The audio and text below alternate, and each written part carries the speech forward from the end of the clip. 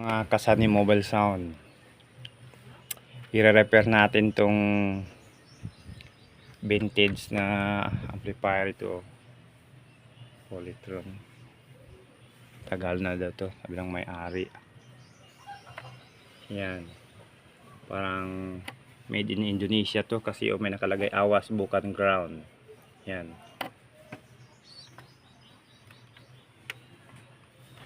yan mga idol, ito yung malaman niya.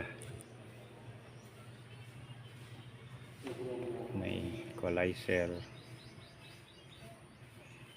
siya, may ano pa oh. May lagyan ng ano pa siya, working pa pala to. Yan mga idol, ilang watts kaya to. Ayan sa likod, ito yung ano niya, ewan ko kung ilang volts ba to. Ano muna natin, buksan muna natin to, tanggalin natin to, baklasin natin to mga idol. Ayan mga idol, na baklas na natin. Ang IC nito idol, ano pala, TDA 92976, TDA 7296. Yan mga idol, yung sa ilalim, TDA 7296. Ang supply nito pala idol, itong transformer na to, tinister ko, 20 volts AC. Yan mga idol, yan pala yung ano niya, 20 volts pala to, 2020.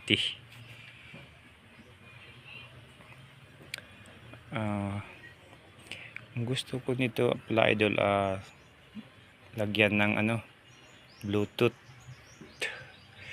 I-try natin lagyan ng Bluetooth mamaya idol,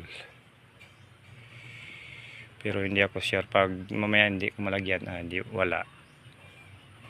Mga idol, okay na to siya, tumunog na.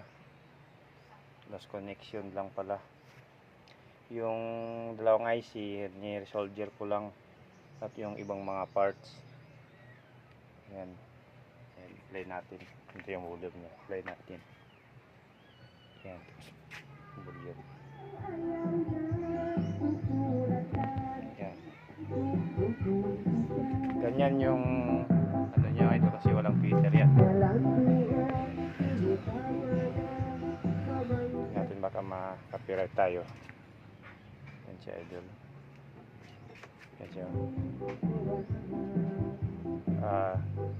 Hanggang dyan na lang mga idol. Yan ako to, sasalpa ko na to. Putulin ko na tong video, hanggang dito na lang yan. Maraming salamat sa panonood.